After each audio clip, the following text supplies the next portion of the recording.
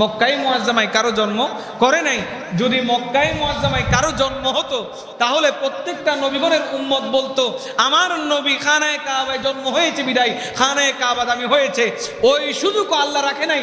আল্লাহ বলে আমি আমার নবী দুনিয়ার জমিনে এনেছি, খানায়ে কাবার মধ্যে জন্মগ্রহণ করেছি, খানায়ে কাবা দামি হয়েছে মুস্তাফার কদমের সদকায়। সুবহানাল্লাহ। মক্কা দামি নাকি মদিনা দামি?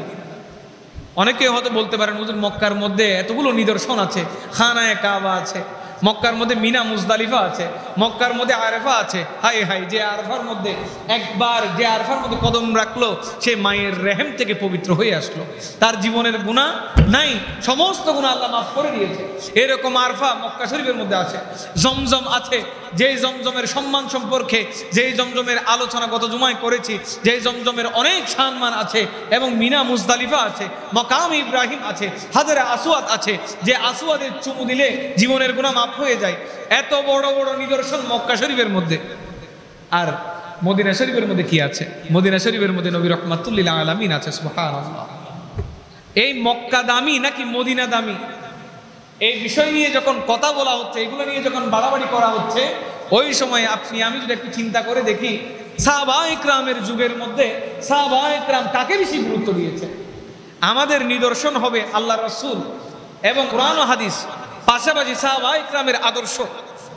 সাহাবায়ে কেরাম কাকে বেশি গুরুত্ব দিয়েছে একটু যদি দেখেন, আমার রাসূল মক্কায়ে মুআজ্জামার মধ্যে যখন ছিলেন, দীর্ঘ 50 বছর হায়াতে জিন্দেগি মক্কায়ে মুআজ্জামার মধ্যে তিনি অতিবাহিত করেছেন।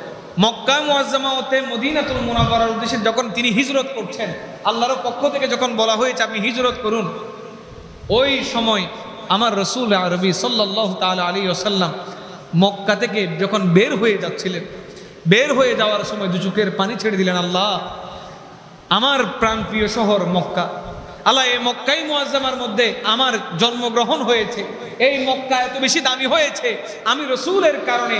কারণ আদম থেকে শুরু করে ঈসা রূহুল্লাহ পর্যন্ত 1,24,000 3,36,000 পয়গম্বর দুনিয়ার জমিনে এসেছে, কখনো কাউকে মক্কায়ে মুআজ্জামায় জন্মগ্রহণ করাও নাই, কারণ আমি রাসূল জন্মগ্রহণ করব বলে।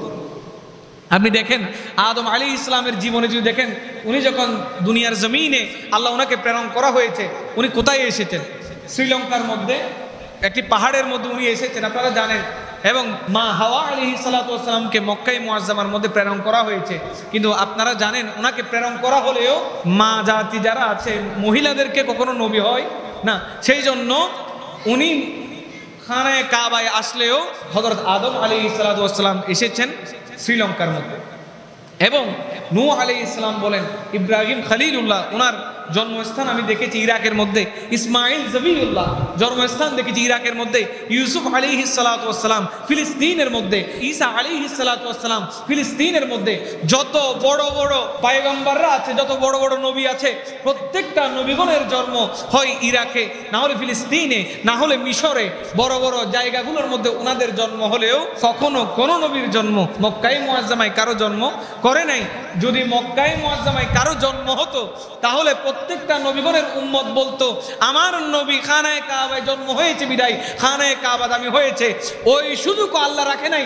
আল্লাহ বলে আমি আমার নবী দুনিয়ার জমিনে এনেছি, খানায়ে কাবার মধ্যে জন্মগ্রহণ করেছি, খানায়ে কাবা দামি হয়েছে মুস্তাফার কদমের সদকায়। সুবহানাল্লাহ।